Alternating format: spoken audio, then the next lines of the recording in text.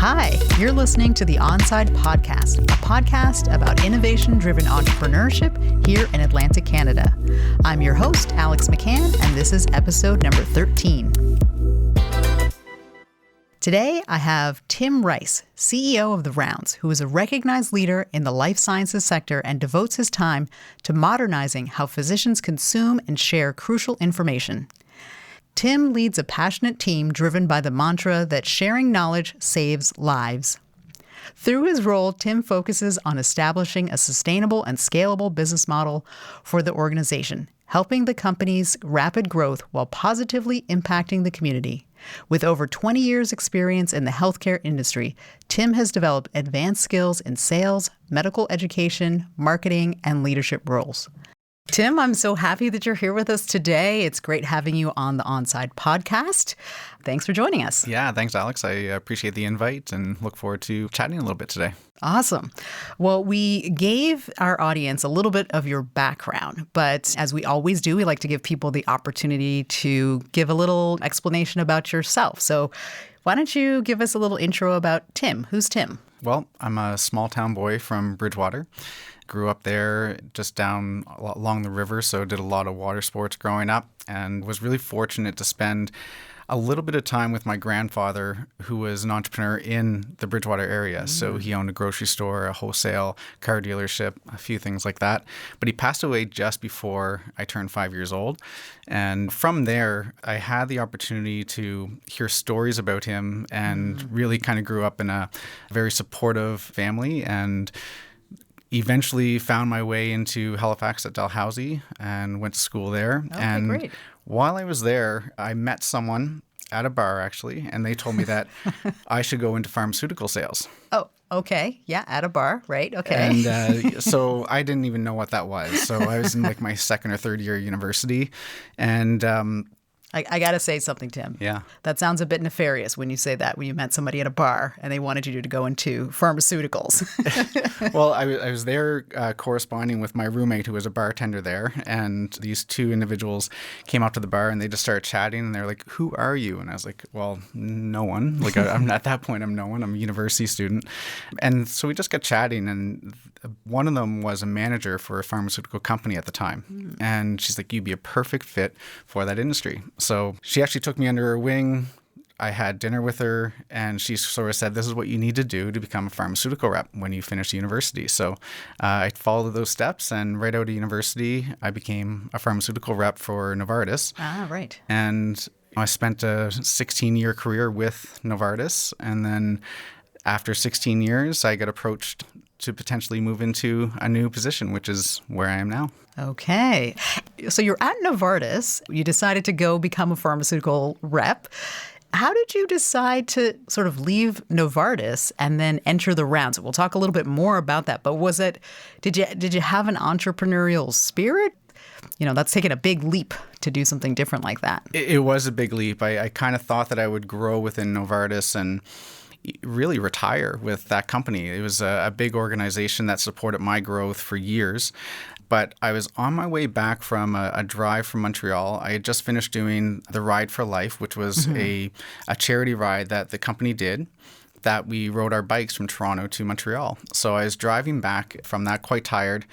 And my phone rang as I was driving. And of course, you know, Bluetooth technology makes it very easy to pick up the phone. But it was a board member for a local Halifax company that said, "I'm taking my dog out for a crap, and I thought of you."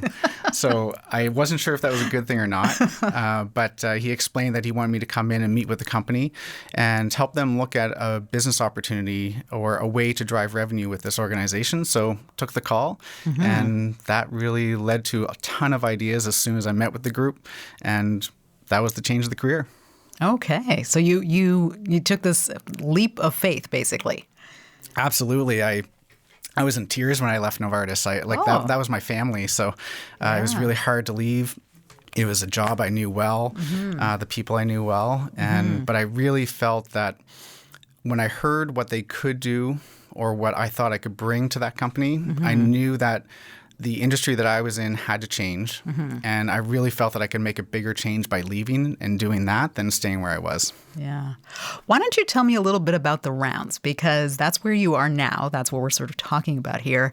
And, my father was a doctor. I also have a brother who was a doctor. I have a lot of doctors and medical professionals in my family. And my father loved technology, loved all the newfangled things. And he also was involved in global health.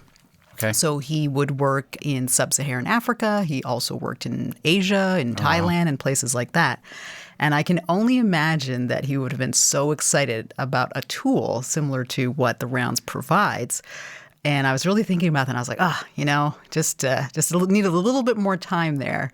But for our audience who's not here with us, can you give a description of what is the Rounds? What is it that we're talking about here? Well, I think there's one interesting thing that you said there is that your father was really interested in technology, but you would have seen him with a pager and receiving faxes. Yes. And that was really the standard of communication for healthcare providers for years. It was because of regulation and compliance, there was a lot of rules around how you can communicate. So what happened was the Rounds was really designed to modernize how physicians could connect with each other. And it has to move from a local to more of a regional, national, and eventually international level where now you can actually crowdsource information from anywhere around the world. And we do a really good job here in Canada, and we're starting to expand to the US. But in essence, what the Rounds is, it's an online collaboration platform where we actually connect communities of practice, which would, as an example, oncologists can come into a community with another group of oncologists. And then it allows them to be able to connect on matters that are important to them to move the healthcare system forward, for them to learn, for them to be able to treat their patients better, get access to resources. And so now we're doing that for thousands of physicians across Canada. We also have a sister platform called QID.io for pharmacists, and that's a very active community for us as well. And that one we've actually already moved into the US market. Okay. And how long did it take for you guys to develop these different technology platforms? And how did that process happen? The company started late 2012, and so they had a few beta versions of this platform. It was really what we're using now was kind of built and refined in about 2015, 2016. So it took a few years to kind of beta test it with a few specialty groups, and they partnered with the emergency medicine group here in Halifax, but also nationally. And once we learned what the physicians needed as a communication platform, it allowed us to add a few different types of resources and tools for them to use. And so it's been 8 years in the making and going on to our 9th year now. So it's been around for a while, but we went through a fairly massive overhaul back in 2018 when I took over as CEO, where we were down to 3 people at the time. Oh, wow. And we had to start rebuilding. So it's really been kind of a rebuild over the last 3 years. Okay. So it took you this period of time to sort of reboot the company in 2018 and move to the trajectory where you are now. And I know that you've been working hard with your team. I hear you have a really great team. Can you tell us a little bit about how you've been focused on developing a scalable and sustainable business model? Because I think when the Rounds came about in 2012 and then kind of this reboot again in 2018, you're starting to really hone in on what's going to make sense for the company and for the sector, really. So tell us a little bit about how you're trying to do that. Yeah, I think every entrepreneur and every new business probably scrambles a lot in the beginning because you're trying to find something that works. It's not easy. And not only are you trying to make your investors happy or the shareholders, but you're also trying to create a really positive experience for the people that are using the product, and then obviously your client base. And when I joined the company, it was really to try to drive that client base so we could keep the lights on for a little bit longer. So the main priority we had to do was focus. So we had to, unfortunately, defocus a little bit from the pharmacy platform because we just didn't have enough people to manage it. So we really focused on how can we deliver a really good product for our members on the Rounds, for our physician members, and then also drive that client base so that we could have revenue come in with very specific products that we were trying to sell rather than trying to sell everything. We were kind of throwing things out there and hoping people would grasp at it. And once we focused on moving into more of a recurring model where advertisers, if they came in, they would advertise month over month over month rather than just a month here, a month there.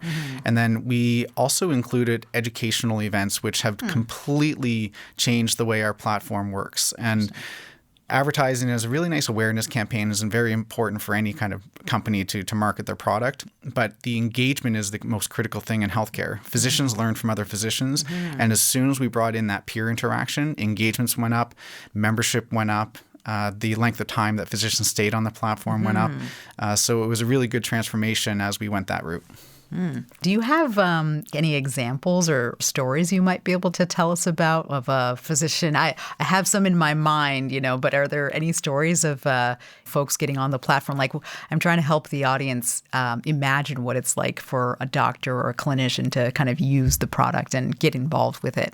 We actually had a really recent experience just in the last 2 weeks where we brought on 4 leading experts in healthcare, a pharmacist, a pediatrician, an infectious disease physician, and a family physician, all talking about COVID-19. And we thought everyone was COVID-19'd out.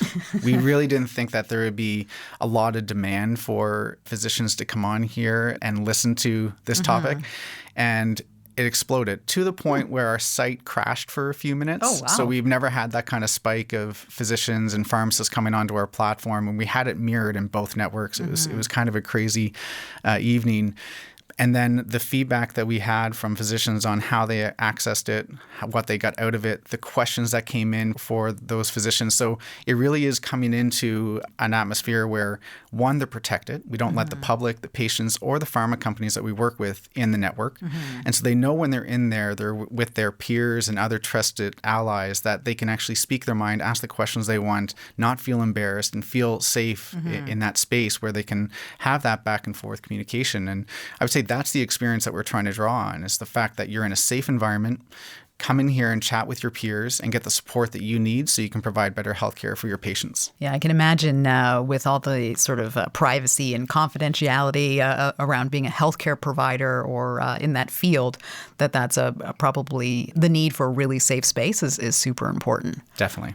And you talk a little bit about kind of this idea, and I'm not sure if it's because of COVID or it's been impacted by COVID, but you talk about sort of on-demand kind of nature of things happening now with your products and services. What is that like, or what's the impact of that in your business? Is it related to COVID-19? A little bit, but we were tracking in that direction before COVID-19 hit, but the education out to the healthcare community hadn't reached that point. So if you think of every other industry, whether it's finance or if it's travel or if it's food delivery, everything can be accessed in a second, and it'll be delivered to your door, or you'll be able to talk to someone right away. Even cars, you order a car and it's delivered to your house now rather than actually going to a dealership. So healthcare has been kind of behind the ball, primarily because regulatory wasn't allowing kind of this virtual kind of engagement. But that education changed rapidly, where our platform had success because all of a sudden we got free education because doctors were being coached on how to do telehealth with their patients. Their patients were able to access them on demand, like you said, and that was a new feature that wasn't available as regularly. It's been around for a long time, but it wasn't really seen as the preferred method. They really encourage physicians to see patients in the clinic. So why can't we change that model for the healthcare industry for peer-to-peer interaction? Because physical conferences went away. Everything went virtual. Yeah. And then all the pharmaceutical reps were now grounded. They weren't allowed to even go to the physicians' offices. So we had to look at different ways of how can we engage this group in a meaningful way, but on the physician's terms. So rather than it being a push mechanism by advertisers or marketers or manufacturers, how can we allow it to be a pull that they can actually access that information, that company, a peer, resources, when they want it, how they want it, and by whom they want it from. And that's what we're creating now, which turn things on its head, evolve the market, have that people-to-people interaction, but also have it done in a way that's meaningful to the doctor when it matters most. Well, I definitely have to say, and I'm sure this was in the works before, but I am definitely appreciative of all of the push or the move towards telehealth and some of the virtual care as a mom Yeah, I who bet. has kids, I and bet. getting them to the doctor and those kinds of things. So getting all of our healthcare professionals up to speed about how to do that and do that well, and use the tools that are available to make diagnoses in different ways, I think is only going to be helpful as we go forward, and especially for communities that are, further afield or harder to reach. I think that that's going to be something that'll be really important. Yeah, rural physicians have been underserviced for years by everyone, so the tools that they have at the hospital setting, what they've been able to do for care for patients in their area has always been different, and I think it actually can be equalized a little bit now. You can create the same diagnostic tools that a physician now uses from an urban setting through telehealth that a rural physician can use through telehealth. And so I think we're going to see a huge boom in the resources for diagnosis and treatment happen over the next few years, more than ever before, that's done virtually versus done in the clinic. And how do you think about, it's interesting, we're talking about kind of rural, and I had mentioned, about my own father working so kind of internationally in very remote places in some cases. And, we've seen this with COVID-19, with different populations having worse outcomes related to health, whether it's, higher incidence of diabetes or heart disease or things like that. And we were just touching on kind of the rural issue of access to doctors and services and things like that. And we've talked a little bit about the need for equity in healthcare. Is that something that you think about at the rounds? I know we talked a little bit about rural, but how else do you think about that? In a lot of ways. So even if you look at the female representation within healthcare and healthcare leadership roles, there's been a number of things that are trying to come to the forefront now. The CMA is very lucky to have Catherine Smart as the CMA president right now. She's bringing a bigger voice to the CMA and showing extreme leadership at this point.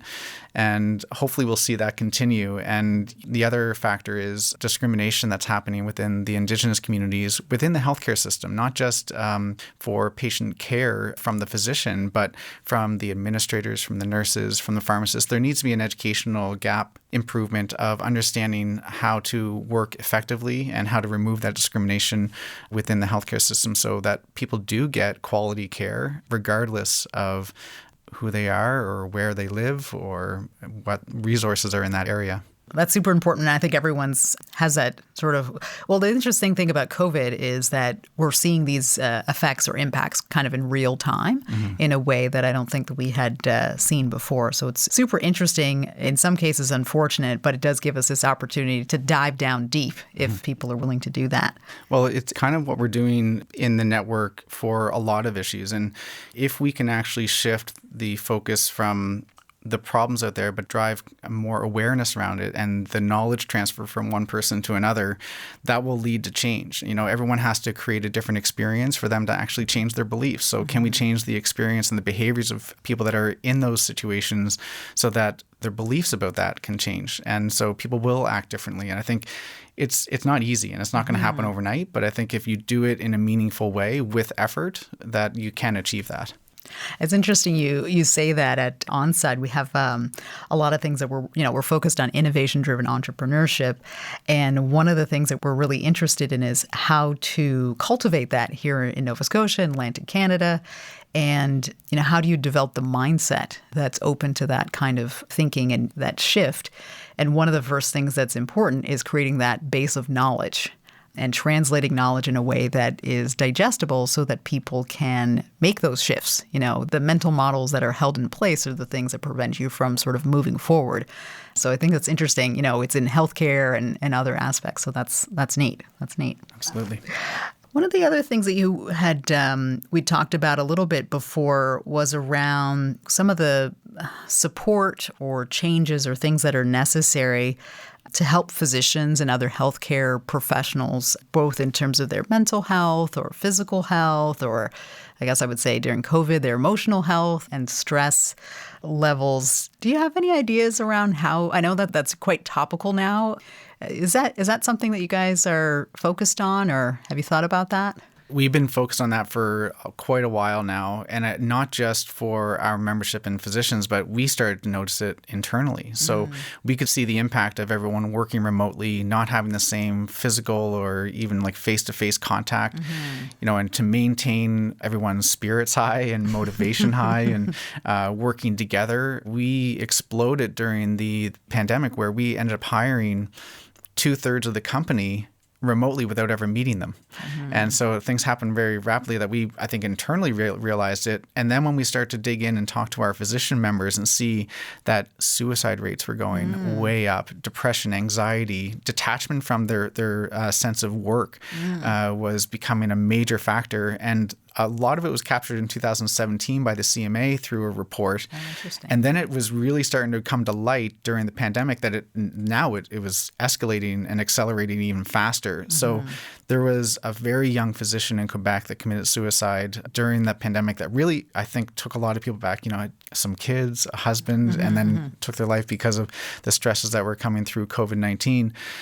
And so we actually initiated a physician health project called Resilience RX, and we launched that last December. And now we've been working with thought leaders within that space. We're bringing in resources on our platform. We're opening up the door for physicians to remove that stigma of mental health within the healthcare community. But there also has to be changes within the healthcare ecosystem because, a physician may not be able to get insurance if they actually claim mental health under any kind of on their forms or whatever the registration. So they have to be careful on how they do that. So there has to be some evolution in that so that physicians are comfortable opening up and sharing their experiences and making sure they get the help that they need. So, some of these bad things don't happen. Just even hearing that, I'm like, that just doesn't even make sense to me. I mean, if you're a doctor or nurse, especially now in COVID and you're stressed out, and the amount of time and energy that the system puts in to cultivate doctors, if you were not able to get the supports or services that you need, or right now it's hard to get time off, but that you could be penalized and face repercussions in your career, that's not good for anyone. That's not good for the doctor. It's not good for us. It's not good for patients. No. But I go back to how selfish I was when I even spoke to doctors as a pharmaceutical rep. I was always going to them for advice. You never really saw them as the patient. You saw them as the healer. And I think everyone puts them on that pedestal that they should be okay. They're a doctor. They should be able to figure that out on their own. Why would a doctor need a doctor? And they do. They're people too. And, I've been around the healthcare system since 2001. So I've known a lot of physicians. I've become close to a lot of our members on our site even. And they're people. And, of course, they're highly intelligent, very capable, like they're amazing individuals. But at the end of the day, everyone has their own problems. And if they don't have the resources nor the ability or comfort to go get help, we're in a lot of trouble. Yeah, we have a lot to work on there. So, as we're kind of thinking about the future, so I can't believe COVID is still going on, but this is the world that we live in, and it's probably going to be for, a while longer. And so I think everyone has sort of settled into, I don't even want to call it the new normal. It's just the way it is. What do you think the landscape looks like for Canada's pharmaceutical industry or our healthcare sector? How does that look to you? And what role do you think the rounds is going to play as the future unfolds? It's a good question. The pharmaceutical industry is definitely scrambling a little bit now because their business model is completely changed. The way they used to engage with healthcare providers of the typical face-to-face engagements that happened, and even the healthcare community was shifting because they always would go to a medical conference and it would be face-to-face. That's how they would do it.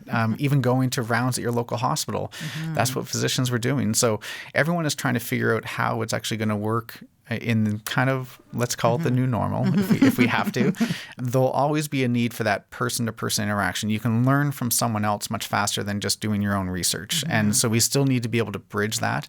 It's just finding the right way to do it and kind of creating that hybrid model, whether you can do it remotely, virtually, or face-to-face when absolutely necessary. But I think the nice thing with Canada is that we've always been at the forefront of the research side for the pharmaceutical industry. So we definitely deliver above our weight class when it comes to research, if you look at the size of or the amount of research Canada does within that space. And now you're even seeing some of these companies that are coming up with either treatments or solutions or preventions for obviously COVID-19, but other conditions as well, where you're going to see that research ramp up, which is a really good sign for Canada to get involved. And we saw the supply issue and Canada scramble, realizing that we shifted our own manufacturing facilities for pharma outside of Canada, and it really came back to bite us a little bit. So I think now you're seeing the focus on ensuring that we can actually create our own supply in the industry as well, which is, I think, a positive thing for Canada. Yeah, when we saw it wasn't a problem before. The world was open, borders were open, and when you had access to things, no one foresaw this, or maybe a few people did, but you always thought there was a way around it. And I can't think of a time in history recently, where borders were completely shut down and people and goods just were not moving. Yeah, so stopped quickly. Just and then you realize where your weaknesses are. Yeah. Well, it's funny you talk about kind of that in-person time and conferences and things like that. So I don't want to call him my brother, but I definitely know he's a doctor, and I definitely know that he's gotten to go to Hawaii and, some other nice places that doctors like to go to for those special conferences We all like to go there. Yeah, to get the face time. So hopefully that isn't gone for good, and the hybrid and the new way of thinking through that. But I think there's definitely a lot of advantages that we can kind of take with us as we sort of move forward. Yeah, I think the biggest challenge even before that, I had issues with for years is that you only have anywhere from 5%, maybe less, of the physicians actually attend the live physical conferences before. And so you're only educating 5% on advances that are happening within that space, where if you have this virtual or hybrid model, now all of a sudden everyone has the same accessibility to that information. And with that, obviously, that should help or improve care. I mean, if you can educate more people and make them aware of what's coming down the pipe, then all the better. So I think the advantages are certainly there now more than ever. And it'll be very interesting to see how much it becomes a hybrid or virtual only or face-to-face only down the road, because I haven't been to any conferences in the last little while. I went to Vegas in August for a conference, but every single event was streamed to anyone who wants to attend from around the world. So you didn't have to be there. And the dynamic of the event does change, does have a bit of a different feeling. But at least you know that if people do want that information, they're going to be able to get it. Yeah. We hosted Onset our first kind of hybrid event with some folks we work with at MIT at the end of September, and it was a hybrid event. So we had our teams kind of there in person. We had some faculty remote, some in person. It was very interesting, but I think it was a good dynamic, and we had that, a little bit of camaraderie and that kind of thing. So, and delivery of the content. And the good thing about it is you could go back later. So if you missed something or you were chatting with your neighbor, you can go back and, review the things that you missed. So yeah, we're certainly getting better at it, because we have some of our employees remote, and so we're balancing this every day just in our own company. But after a while, you do get used to having a few people on the screen, a few people in the room, and you make it work. Yeah. Well, I have just maybe one more question for you, which is something we often ask many of our guests, and that really is around innovation-driven entrepreneurship. So at Onsite, we're focused on working with companies and fostering this kind of innovation-driven entrepreneurship as a driver for economic and social change. So really excited about talking with companies like yours and other really exciting companies that we have around here. And I'm just wondering, from your own point of view or your own definition, what is innovation-driven entrepreneurship? What does that mean to you? Well, one, we have to have innovation to move forward. I mean, I was talking to someone a little bit before, or soon after I joined this company, and they were looking at starting a company to train sales reps to how to go sell in the field. And this is just before the pandemic. So can you imagine what would come of that now? I mean, that'd be a challenge. And so we have to evolve with what's happening currently. We have to be ready to pivot, and we have to be ready to iterate all the time. And we've iterated a lot during the pandemic, where potentially our business model is going to change a little bit at our company, or what we do is going to evolve with the membership that we have and the clients that we have. But For us to be successful, especially here in the Maritimes, we are now competitive with anyone around the world because I no longer have to go to San Francisco. I no longer have to go to Boston to have the same advantages as someone that might be in San Francisco or Boston because we're all doing the Zoom calls. So we're meeting with these groups and getting our innovations out in front of an audience that we may not have had that same competitive edge before, or maybe competitive non-edge, I guess. So, because a lot of the times you thought that personal interaction would be the most important. But now we can actually highlight what we're able to build here. And it doesn't matter that we're here in Halifax. Halifax is now becoming a great little tech hub. So many great innovations coming here. The startup community is a very strong one and growing. And I think there's a ton of examples of some major companies like IntraHive, as an example, recently making it really big. So it's exciting to see. Oh, that's awesome. Well, I thank you so much for that. One last little question. I'm always curious about this one as well. Do you think that becoming an entrepreneur is that a nurture or a nature kind of thing? I've had totally different responses from people. What's your take on it? Yeah, everyone's going to say it's a little bit of both. But, I think for me, I think there's a little bit of nurture on more nurture than nature. Now, I come from a family, like my grandfather was an entrepreneur, my mom was an entrepreneur, my brother's an entrepreneur locally, my wife's husband's an entrepreneur. So there's been a lot of it around, but I think it's the support system that I had throughout that, when I was young, my mother would say that I remind her of her father and, nice. Hear the traits and the qualities that he possessed. And even when I was really young, I could actually tell that he was in the room. You could just feel it. So when I went to his wholesale and I was just like playing with dinky cards in his wholesale, you could tell that when people were around him that he was the leader of that group. And I think I always saw leadership more than entrepreneurship. And I think I always love leadership because of the accountability and responsibility you have. And so that's really what it's led is I was always, I would say, pushed to be responsible for what I did and accountable for what I did and the ability to be a leader to bring others up. And that's what I think I strive to do in this role. And I really felt it was because of the way, my parents raised me and the support systems I had around me to make that happen. Whether that's a nature thing, I don't know. But I really felt that I was nurtured to have that potential. I like that. So it's a little bit of a hybrid. I like it. Well, Tim, I want to thank you so much for joining us today at the Onside podcast. It was really great to have you. If folks want to learn more about the Rounds or about you, what's the best way that people can find out about your company? Yeah, go to therounds.com. There's lots of ways to hunt us down all through our different social media channels or find out more about the company. If you're in healthcare and want to chat, there's lots of ways to reach out to us and we can help you out. Okay, that sounds great.